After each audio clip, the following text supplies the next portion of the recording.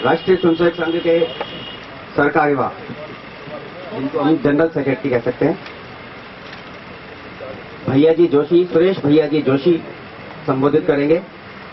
आप मूलतः इंदौर मध्य आपने संघ कार्य की व्यापकता को देखते हुए सेवा से त्याग पत्र देकर महाराष्ट्र में जिला प्रचारक, फिर विभाग प्रचारक, सरकार्यवाह के नाते दायित्व संभाले। 2009 से आप सरकार्यवाह जी का दायित्व निर्वहन कर रहे हैं। लातूर का जो भूकंप था उसमें जिनके मार्गदर्शन में काम हुआ वो भैया जी जोशी।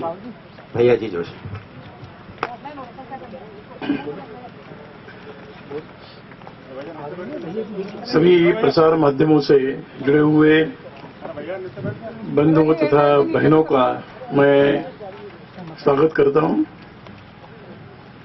और एक बात के लिए मैं जरूर धन्यवाद देना चाहूंगा कि गत 3-4 दिनों से आप सब लोग एक सकारात्मक सहयोग इस अखिल भारतीय बैठक को लेकर आपका सहयोग रहा है, इसलिए मैं आप सबका हृदय से आभारी हूं।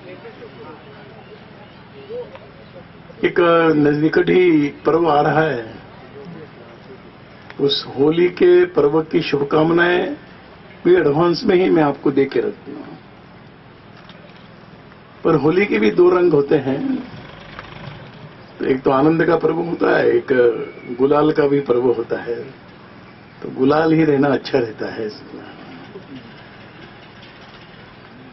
प्रतिवर्ष हम इस प्रकार के और आयोजन हमारा, जिसको बाहर की भाषा में अगर कहा जाए तो एक जनरल बॉडी ऐसा है।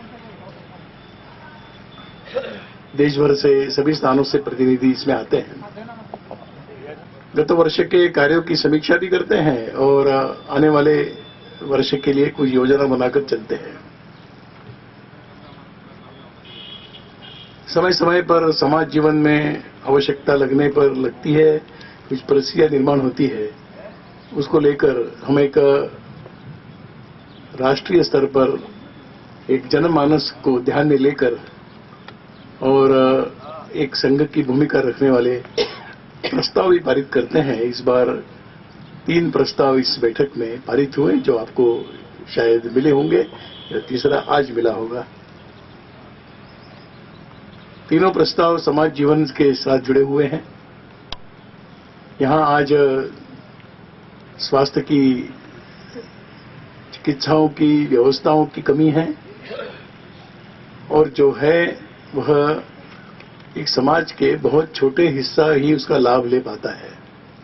अच्छी व्यवस्था है, मैं समझता हूं कि भारत में गत कुछ वर्षों में विश्व स्तर की और सुविधाएं उपलब्ध हो रही है, लेकिन बहुत बड़ा वर्ग उसके आर्थिक प्रबंधन के चलते, आर्थिक नापदंडों के चलते बड़ा उससे उसका लाभ नहीं ले पाता है। तो एक अपेक्षा रहती है कि जहां का सामान्य जीवन कम से कम उसके स्वास्थ्य की लिए न्यूनतम सुविधाएं हैं वो ठीक से उपलब्ध हो जाए। इस नाते भी हमने विचार करके एक प्रस्ताव पारित किया है। वैसे ही शिक्षा का प्रश्न भी भविष्य के पीढ़ी से जुड़ा हुआ रहता है और विशेषतः स्कूली शिक्षा, जिसको विद्यालयीन शिक्षा कहा जाए, उस स्कूली शिक्षा से कोई वंचित न रहे।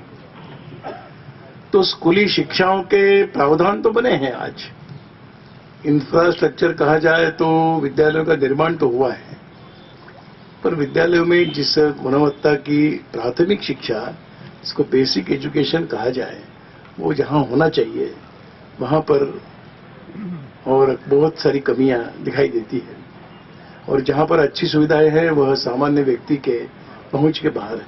तो यह भी एक बात ध्यान में आती है। तो अपेक्षा करते हैं कि सरकार और ऐसी सामाजिक संस्थाएं, स्वैच्छिक संस्थाएं और जिन्होंने शिक्षा को मिशन मानकर संस्थाओं को प्रारंभ किया है, उसमें से सभी को अच्छी शिक्षा प्राप्त हो, उस प्रकार का उसका आर्थिक प्रबंधन भी उस नाते अगर होता है तो मैं समझता हूं कि एक व्यक्ति निर्माण के लिए जो एक बाल्यकाल में जिन गुणों का विकास होना चाहिए, उस विकास और उनकी क्षमता वर्धन के नाते आवश्यक बात है, जिसको संविधान ने भी शिक्षा को मौलिक अधिकार माना है। तो उस मौलिक अधिकार को स्थापित अगर करना है तो अच्छी व्यवस्थाएं और सामान्य व्यक्ति के लिए उपलब्ध, तो इस प्रकार की भावना हम लोगों ने एक प्रस्ताव के द्वारा व्यक्त की। तीसरा एक प्रस्ताव अपने सामाजिक जीवन में जो तत्वज्ञान भारत का है, मनुष्यों का है, जिसको हिंदू चिंतन के नाम से जाना जाता है, वो तो श्रेष्ठ है। परंपराएं चल पड़ी, गलत धारणाएं बनती गई, उसके चलते मनुष्य मनुष्य में भेद, इस प्रकार का एक भेदभावपूर्ण वातावरण और समाज जीवन में दिखाई देता है। मैं उसके लिए अन्य किसी को जिम्मेदार नहीं मानता। हमारे समाज के अंदर अपने ही बंधुओं के कारण आया हुआ इस प्रकार का एक चिंतनीय विषय है, इसके लिए और कोई जिम्मेदार नहीं है। भारत के हिंदू समाज के लोग ही उसके लिए जिम्मेदार है। इसलिए इस पीड़ा को समझें, अपने ही समाज के जिसको अस्पृश्य माना जाता है, पिछड़ा माना जाता है, उनकी वेदनाओं को, पीड़ाओं को समझकर एक समानता का, सम्मान का व्यवहार करते हुए अपने ही इस सारी योजना से, आचरण से एक सामाजिक न्याय का संदेश समाज में जाने की आवश्यकता है, जिसको समरसता इस शब्द का प्रयोग हम करते हैं। वास्तव में वो किसी के साथ भी अन्याय न हो, किसी का शोषण न हो, किसी पर अत्याचार न हो, उसकी परिस्थितियों को आधार बनाकर किसी प्रकार का भेदभाव न हो, इस प्रकार की बातों से एक मुक्त होकर एक स्वस्थ समाज जीवन, एक रस समाज जीवन बने, यह अपेक्षा हमने इस प्रस्ताव में व्यक्त की है। समय समय पर ऐसे विषयों पर हमने पहले भी प्रस्ताव किया है, परंतु आज फिर एक बार जो समाज में एक वेदना देने वाला वातावरण जब अनुभव करते हैं, तो फिर एक बार उसको अधोरेखित करते हुए, अंडरलाइन करते हुए हमने इस बार तीसरा प्रस्ताव भी पारित किया है। संघ के कार्य के बारे में सोचेंगे तो मैं समझता हूं कि एक लगातार कार्य की वृद्धि 3-4 वर्षों में लगातार चल रही है, और आज की वर्तमान स्थिति में मैं कह सकता हूं कि संघ के 90 वर्षों के इतिहास में जो भी चढ़ाव उतार आए होंगे, आज हम सर्वोच्च स्थिति में हैं। प्रतिवर्ष इसमें वृद्धि होती आई है। लगभग इसी वर्ष 2015-16, 15-16 के बीच लगभग 5,500 हमारे शाखा के नाम के केंद्र 5,500 से बढ़े हैं, और लगभग आज हमारी देश भर में संघ का प्रेजेंस लगभग 58,000 विलेजेस में, 58,000 गांवों में संघ का प्रेजेंस आज किसी न किसी कारणों से आज है। हमारी एक जागरण पत्रिका, जिसको हम एक मंथली बुलेटिन के रूप में निकालते हैं, वो लगभग देश के 2.5 लाख गांवों तक जाती है, और उसमें देश में घटने वाली एक अच्छी घटनाओं को हम संपादित करते हुए गांव-गांव के लोगों तक पहुंचाने का प्रयास करते हैं। ऐसे भिन्न भिन्न विषयों पर संगठन का काम एक तरह से बढ़ रहा है, समाज में इसकी स्वीकार्यता बढ़ रही है, इस प्रकार का एक वातावरण है। मैं समझता हूं कि आप भी इन सब बातों को अधिकाधिक जानकारी लेकर आपके प्रसार माध्यमों द्वारा जन जन तक इस जानकारी को आप पहुंचाएं, यही मेरा आप सब लोगों से निवेदन है। सर, एक कांग्रेस की तरफ से स्टेटमेंट आया कि ISIS क्या कहेंगे? इसमें उनसे निवेदन आया, मैंने सुना नहीं है, पर जिनके नाम से समाचार पत्रों में आया है, उनके जानकारी का स्तर देखकर ही हमको बड़ी पीड़ा होती है कि इतना शीर्षस्थ व्यक्ति कोई और ऐसी बातें कहे, तो वो अज्ञान है या राजनीति है मैं नहीं जानता हूं, परंतु उस विधान को देकर उन्होंने एक तरह से अपना अज्ञान ही प्रकट किया है, ऐसा मैं मानता हूं। संघ की शाखाएं बहुत तेजी से बढ़ी हैं, तो क्या मोदी सरकार का हिंदुत्ववादी एजेंडा इसकी वजह रहा, या सरकार और RSS का कोई बहुत अच्छा सामंजस्य? मैंने जैसे कहा कि लगातार हमारी 2010 के बाद मोदी जी तो सत्ता में आए 14 के मई में, मैं 10 से आपको आंकड़े बता सकता हूं कि 2010 से लगातार एक वृद्धि है, और वह गत वर्ष में, अगर गत 3 वर्षों में मैं बता रहा हूं 2012 से 15 के बीच, ये जो 3 साल का पीरियड था, उस समय कोई सरकार में परिवर्तन तो बाद में आया, परंतु उस कालखंड में ही हम लगभग 10,500 शाखाओं की संख्या में बढ़े थे और 15-16 इस वर्ष में हमारे लिए भी बड़ा आश्चर्यजनक रहा कि 5,500 गांव इन्हीं एक वर्ष में बढ़ गए हैं। मैं समझता हूं कि एक कंटिन्यूस प्रोसेस है, इसका कोई सत्ता परिवर्तन से कोई संबंध नहीं है। और बाकी रहा जो सामंजस्य का विषय है तो वो तो सरकार से मिलते रहते हैं, हम लोग बातचीत करते रहते हैं, विचारों का आदान प्रदान करते रहते हैं। एक बात और बता दूं कि कंटिन्यूस प्रोसेस मैंने कहा तो हमारी ट्रेनिंग लेने वालों की संख्या प्रतिवर्ष बढ़ती है, जो एक 20 दिन का ट्रेनिंग होता है। अब लगभग गत वर्ष में 16,000 लोगों ने ट्रेनिंग लिया है, तो उसके पहले की तुलना में 3,000 ज्यादा है। तो एक युवा वर्ग आ रहा है, तो इसके लिए बड़ी अच्छी एक बात है। हमारा एक प्राइमरी ट्रेनिंग होता है 7 दिन का। आपको भी आश्चर्य लगेगा कि गत वर्ष 15-16 के बीच 1,14,000 लोगों ने ट्रेनिंग ली है और लास्ट ईयर 14-15 में 80,000 थे। अब 80,000 से हम इस वर्ष में 15-16 में हम 1,14,000 तक लगभग 35,000 की संख्या पड़ी। संघ काम के लिए एक हमारे यहाँ पर एक अपील रहता है कि घर छोड़कर जाइए, तो इसका भी एक अनुभव बड़ा अच्छा रहा और लगभग एक 12,000 कार्यकर्ता अपना घर छोड़कर हमने जहां योजना बनाई वहां पर काम करने के लिए गए। ये संख्या भी लगभग 15,000 है, 14,500।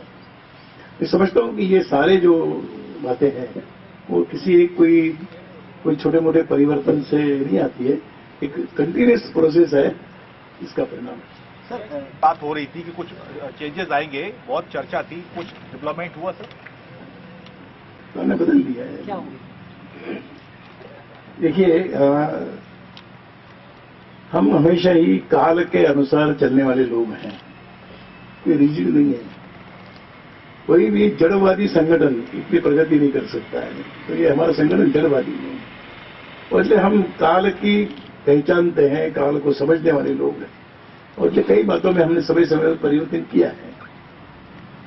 परंतु इस बार एकदम ध्यान में आएगा ऐसा एक मेजर परिवर्तन आया है जो ध्यान में आता है। हमने परिवर्तन तो छोटे छोटे हमेशा होते रहते हैं, तो हमने इस बार खाकी शॉर्ट, जिसको खाकी हाफ पैंट कह सकते हैं, उसकी जगह पर एक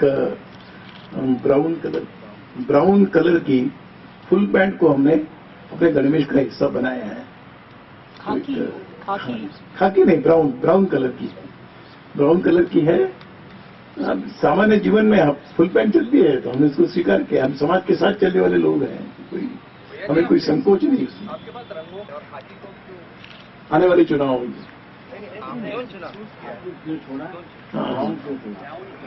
अगर मैं इसको सफेद लेता तो भी ये प्रश्न आ सकता था, मैं अगर काली पैंट लेता तो भी ये प्रश्न आ सकता था। तो कोई कलर चुनने का कोई कारण नहीं है। हाँ, अगर भगवा चुनते तो शायद आपके प्रश्न को कुछ अर्थ होता कि आपने भगवा क्यों चुना है, तो मैं बताता कुछ, पर ऐसा है, इस तरह की कोई विशेष कारण कुछ नहीं। एक रंग बदलना है, एक शेप बदलना है तो हमने बदला है, बाकी उसमें कोई साइंटिफिक विचार किया है वगैरह ऐसा मानने की आवश्यकता नहीं। अच्छा दिखता है, शब्द उपलब्ध हो सकता है, सोच कर लिया है। सर 2 सवाल मेरी तरफ से सर।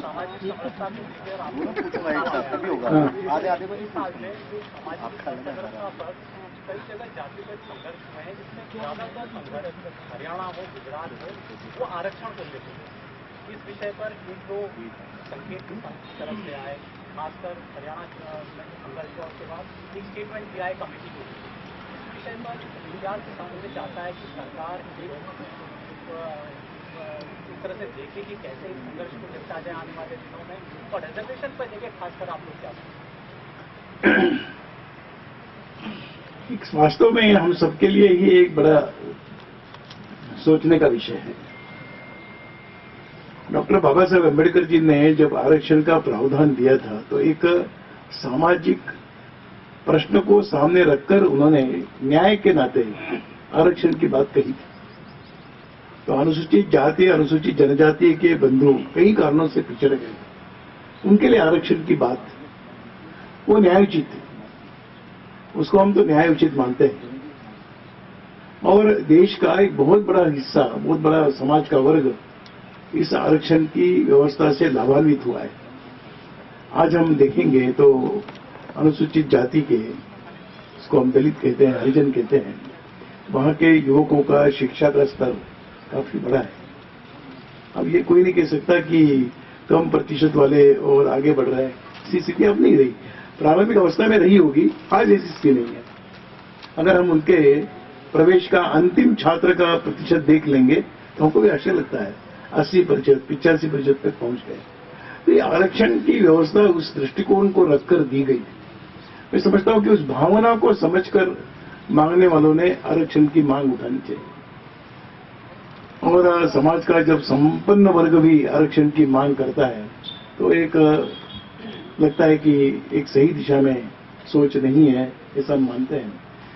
जो संपन्न है, जिन्होंने तो अधिकार छोड़ने चाहिए, समाज के दुर्बल वर्ग की सहायता करनी चाहिए, उसके स्थान पर अपने लिए आरक्षण मांगना, मैं समझता हूं कि अंबेडकर जी के संविधान के द्वारा दिए हुए जो अधिकार है उसके संदर्भ में सोच की कमी है, ऐसा मैं मानता हूं। आप सांस्कृतिक विकास बढ़ाने की बात करते हैं, हाँ? सांस्कृतिक विकास को बढ़ावा देने की बात करते हैं, इस तरह के कार्यक्रम के आयोजन की भी बात करते हैं, लेकिन श्री श्री रविशंकर जी ने दिल्ली में एक प्रोग्राम किया था और उस प्रोग्राम को अनुमति तक नहीं दी गई और उन पर 5 करोड़ का जुर्माना लगा दिया गया। किस तरह से सर इसे देखता है? हो सकता है कि कुछ पर्यावरण को लेकर, प्रदूषण को, समस्या को लेकर कुछ कमियां रही होगी, सरकार ने उनको सचेत कर किया है, करना भी चाहिए। परंतु इस प्रकार के एक विशाल आयोजन को, एक समाज के गरिमामय कार्यक्रम को ही उसी दृष्टि से देखकर उसमें से मार्ग निकालना चाहिए, ये हमारी भूमिका रहती है। केवल कानून बताकर अगर दंडित करते रहेंगे तो समाज जीवन में परिवर्तन लाने वाली ऐसी जो व्यवस्थाएं हैं वो व्यवस्थाएं दुर्बल होती जाती है। मैं ये मानता हूं कि अगर इतने बड़े आयोजन से